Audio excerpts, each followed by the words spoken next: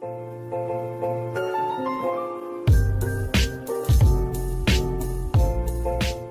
tout le monde, j'espère que vous allez bien, je suis ravie de vous retrouver pour une nouvelle vidéo sur ma chaîne et j'ai la joie de vous annoncer qu'aujourd'hui on fait un bilan du Pumpkin Autumn Challenge sous la forme de top et flop, donc mes meilleures et mes pires lectures de ce challenge. On commence tout de suite. Dans ma pile à lire du Pumpkin Autumn Challenge, j'avais mis une vingtaine de livres. Si jamais vous n'avez pas vu la vidéo dans laquelle j'en parle, je vous mets le lien dans le petit i là-haut et dans la description juste en dessous pour que vous puissiez aller voir. J'ai quand même bon espoir de lire encore 2 livres avant la fin du challenge puisque je filme cette vidéo à peu près une semaine avant la fin. Donc j'aimerais bien terminer la lecture de Macbeth de Shakespeare ainsi que du tome 5 de Harry Potter et l'Ordre du Phénix que j'aimerais finir avant le 30 novembre. Si on ne compte pas ces 2 livres que j'espère terminer avant la fin du challenge, j'en aurais quand même lu 14 sur les 20 que j'avais prévus. Je trouve que c'est plutôt un bon score, je suis assez fière de moi, même si j'ai pas validé tous les menus. C'est pas grave, en tout cas j'ai passé du bon temps, je me suis bien amusée et j'ai bien lu. Ça m'a motivée et c'est ça qui est cool avec les challenges. Bon, je suis quand même un peu réaliste, il y a 4 romans que je suis sûre et certaine de ne pas avoir le temps de lire pour le Pumpkin Autumn Challenge. Il s'agit d'abord de Dune de Frank Herbert que j'avais mis dans ma palle et qui est déjà énorme et qui en plus était réservé par quelqu'un d'autre à la médiathèque puisque je l'avais emprunté là-bas. Donc j'ai pas voulu le monopoliser trop longtemps parce que j'ai lu les premières lignes, j'ai senti que ça allait être un univers extrêmement complet et complexe et j'étais pas prête à me lancer dans un univers de science-fiction tout de suite, donc j'ai préféré le rendre et le mettre de côté. Ce sera pour plus tard, c'est pas grave. Il y avait aussi Les Lendemains de Melissa d'Acosta que j'avais prévu pour une catégorie un peu feel good, mais pareil, c'était pas encore le moment, mais c'est pas grave, ça viendra. Dans la même catégorie, parce que j'avais pas réussi à choisir entre les deux, j'avais aussi mis Bon baiser de Copenhague de Zoé Brisby. Celui-là, à mon avis, je le lirai cet hiver. Et enfin, et je vous avoue que je culpabilise un petit peu de pas m'être motivée pour le lire, il y a Lycabog qui était dans ma palle et que j'ai pas lu. Écoutez, je sais pas pourquoi, pourtant c'est un roman de Rowling, mais voilà, le moment n'était pas opportun, donc j'espère vraiment pouvoir le lire pour le Cold Winter Challenge cet hiver.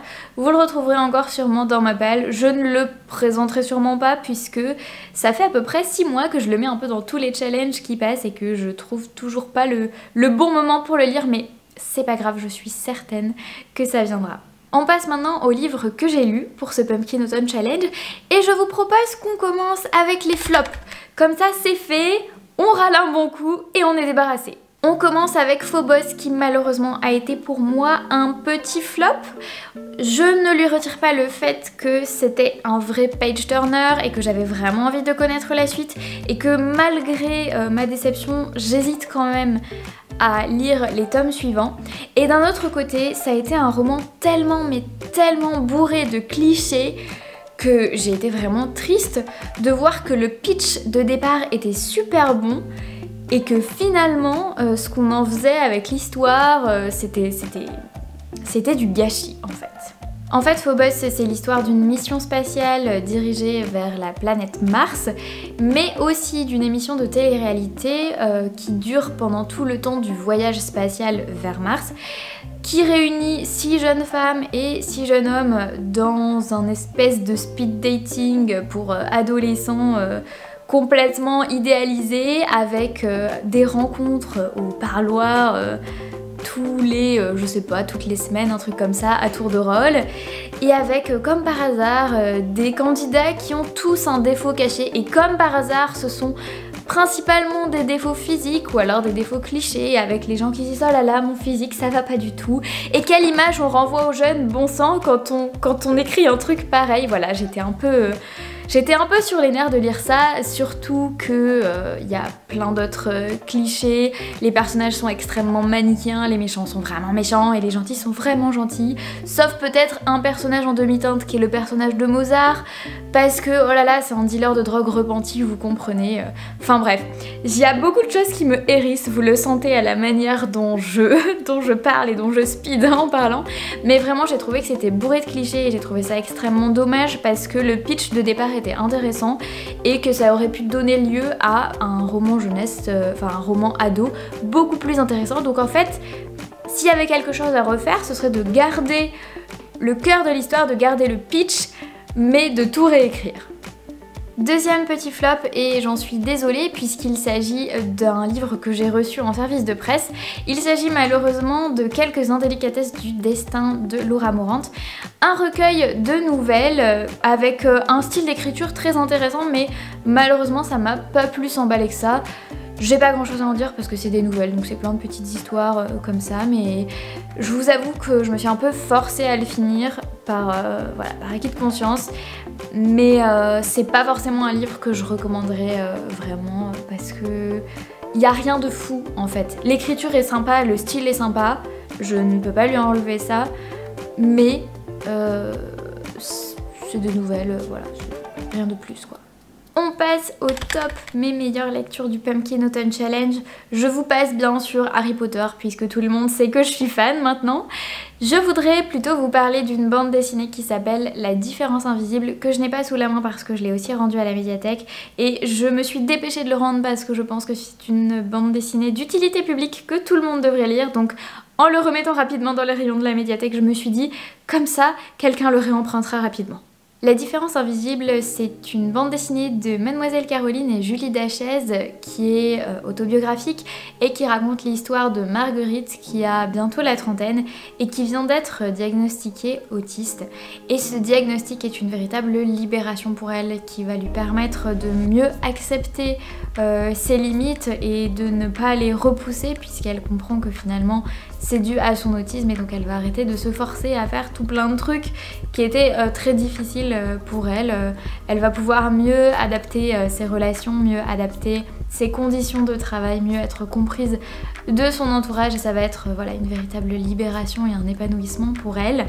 C'est une bande dessinée très intéressante puisqu'elle traite de l'autisme chez les femmes qui est très peu connu, dont on connaît très peu les symptômes, qui est souvent diagnostiqué très tard, donc pour moi c'est vraiment une bande dessinée d'utilité publique que je recommande à tous, que vous soyez ou non autiste, que vous ayez ou non des doutes sur votre propre diagnostic. En tout cas c'est vraiment une bande dessinée très intéressante, très instructive, en plus d'être très jolie et très bien menée, donc je vous la conseille à 1000%.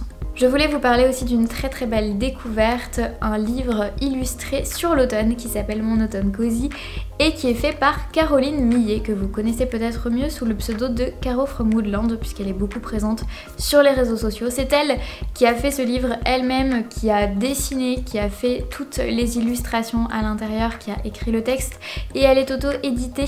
Donc vraiment elle fait ça de A à Z. Quand vous recevez le colis chez vous, il y a même des petits goodies personnalisés, des marque-pages, un petit thé. C'était vraiment un moment tout doux et une très très belle lecture qui regroupe en fait plusieurs choses de l'automne, des petits DIY, des petites recettes, des moments cosy suggérés, des lectures, des séries, etc. Vraiment une très très jolie découverte que je vous recommande pour l'automne. J'ai également eu la chance de lire Les Envolées de Étienne Carne, dont on a pas mal parlé dans la presse puisqu'il est sorti à cette rentrée littéraire. Il avait été sélectionné pour les 2 premières sélections du Renaudot. Malheureusement il ne l'a pas eu, mais je pense qu'il le méritait grandement. En tout cas c'est un peu mon Renaudot de cœur, on va dire. C'est une très très belle histoire qui s'inspire de faits réels. En effet, l'auteur s'inspire de la vie de Franz Reichelt, qui était tailleur pour dames et qui a décidé d'inventer un parachute. C'était un peu par amour pour quelqu'un, c'était un peu en souvenir d'un de ses amis qui était inventeur et qui avait essayé de créer, je crois, un avion et qui malheureusement était décédé lors d'un crash. Donc c'est tout un mélange finalement d'émotions, d'intentions au niveau de sa création. Voilà, il y a une espèce de passion qui le prend, une passion un peu furieuse pour la création de ce parachute et il va décider, malgré des essais ratés avec ce parachute, le parachute ne s'ouvrait pas, ne fonctionnait pas, etc. Il va décider malgré tout de revêtir son costume parachute et de se jeter du haut de la tour Eiffel pour prouver à tout le monde que ça marche, tout en sachant très bien que ça ne marcherait pas. Et c'est finalement l'une des premières morts qui a été captée par une caméra. Puisque c'est aussi les débuts du cinéma, voilà, les débuts des reportages, du journalisme avec des caméras. Et donc c'est un personnage qui est souvent moqué, mais que l'auteur réussit à rendre beaucoup plus humain finalement, tout en racontant son histoire, tout en imaginant la vie qu'il a pu vivre. et du coup il nous rend le personnage sympathique et on n'a pas du tout envie de se moquer de lui, mais au contraire on est attristé par son geste. Donc c'était une très belle découverte que je vous recommande à fond. J'ai aussi eu une bonne surprise en lisant le manga Blue Period que j'ai aussi rendu à la médiathèque. Il s'agit de l'histoire d'un lycéen... Je perds ma voix. Il s'agit de l'histoire d'un lycéen qui est assez bon en cours mais qui ne sait pas trop dans quelle voie se diriger, est-ce qu'il va faire de la science, de l'économie, etc. En tout cas il envisage une grande école, quelque chose d'assez prestigieux, et jamais il aurait pensé se diriger vers une école d'art jusqu'au jour où il se retrouve en cours d'art plastique où la prof leur demande de faire un dessin et en fait il se rend compte qu'il a énormément d'émotions en créant ce dessin, voilà, il a cette espèce d'énergie créatrice et la prof le remarque et quand elle voit son dessin et quand les autres élèves voient son dessin, elle se dit et ils se disent tous que ça leur procure une certaine émotion et de là il va se décider à suivre des cours d'art plastique et à se lancer à fond dans cette voie, dans l'espoir justement de pouvoir intégrer une école prestigieuse d'art, tout en sachant que sa famille ne sera peut-être pas d'accord, qu'elle n'aura peut-être pas l'argent pour lui permettre de rentrer dans une école privée, donc il va tout faire pour être le meilleur et persévérer dans cette voie. Ce qui était très chouette avec ce manga, c'est que l'histoire était très accessible et en même temps divertissante et intéressante puisqu'elle nous expliquait plein de petites choses sur l'art, voilà, par petites touches. On découvre quelles sont les écoles d'art du Japon, on découvre comment y entrer, quelles sont les spécialités, etc. Et on a aussi des petits schémas sur comment faire la perspective, sur plein de techniques de dessin, etc. Donc vraiment une très jolie découverte que je vous recommande encore une fois. Parmi mes meilleures lectures du Pumpkin Autumn Challenge en termes de romans, il y avait Les Envolées que je vous ai présenté tout à l'heure et il y a aussi ce roman de Dimitri Rouchombory, c'est un premier roman qui s'appelle Le démon de la colline aux loups et c'était une énorme claque. J'espère trouver les mots pour en parler au mieux.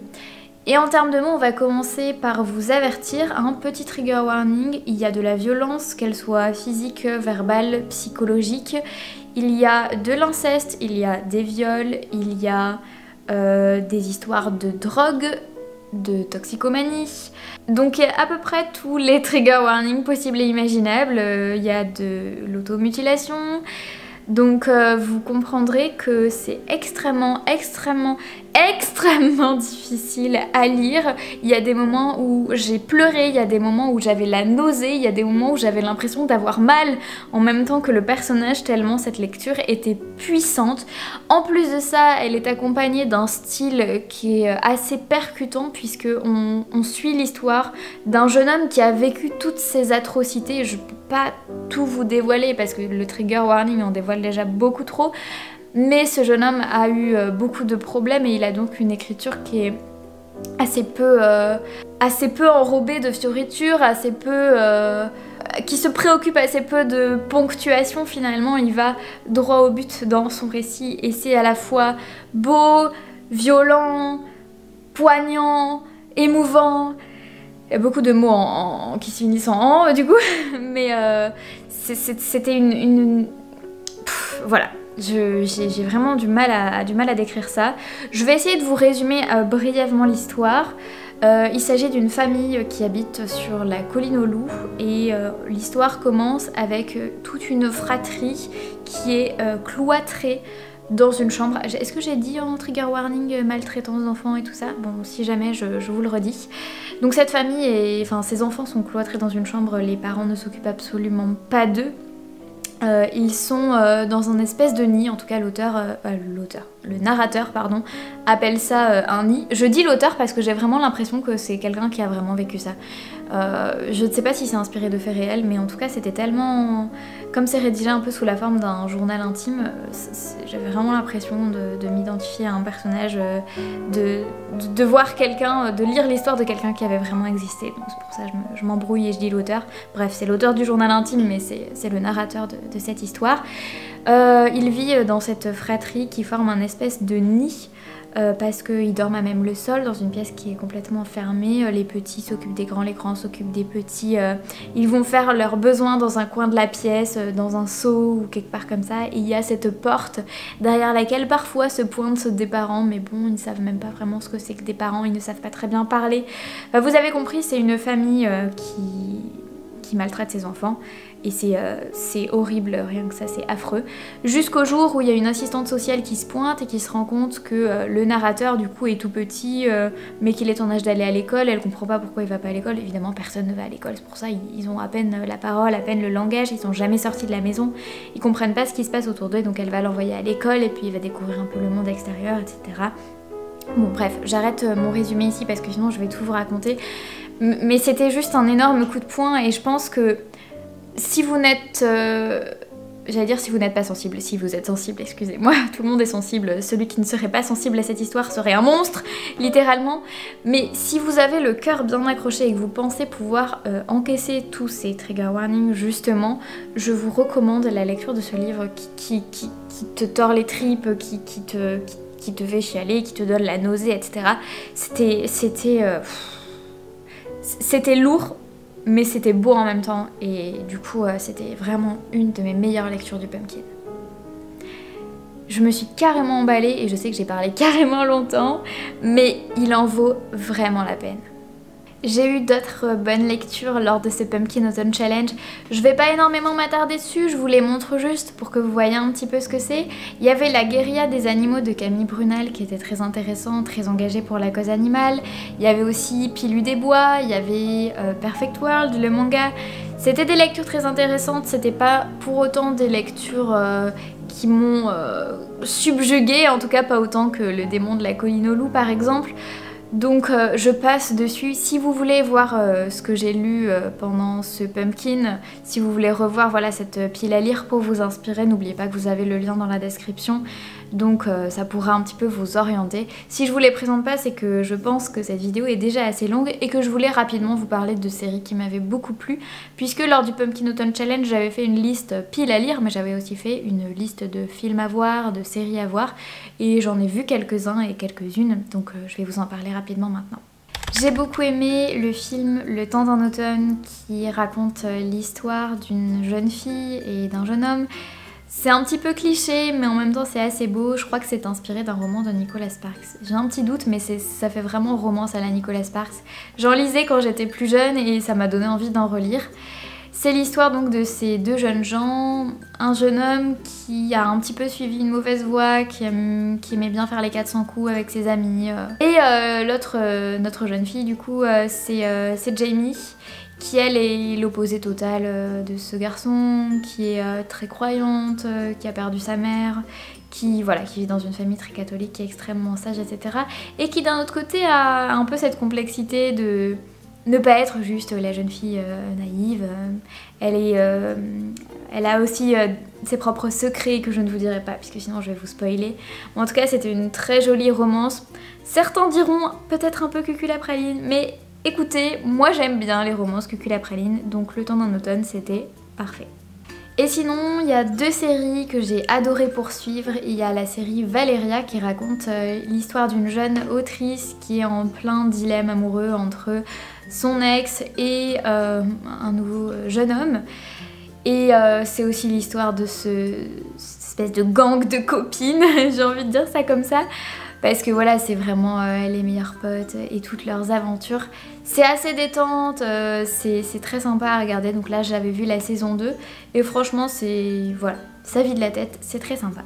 Et une série que je ne cesse de recommander et que j'ai vraiment adoré, j'ai vu la saison 5 du coup pour ce Pumpkin Autumn Challenge et c'est... Bref, je suis un petit peu accro.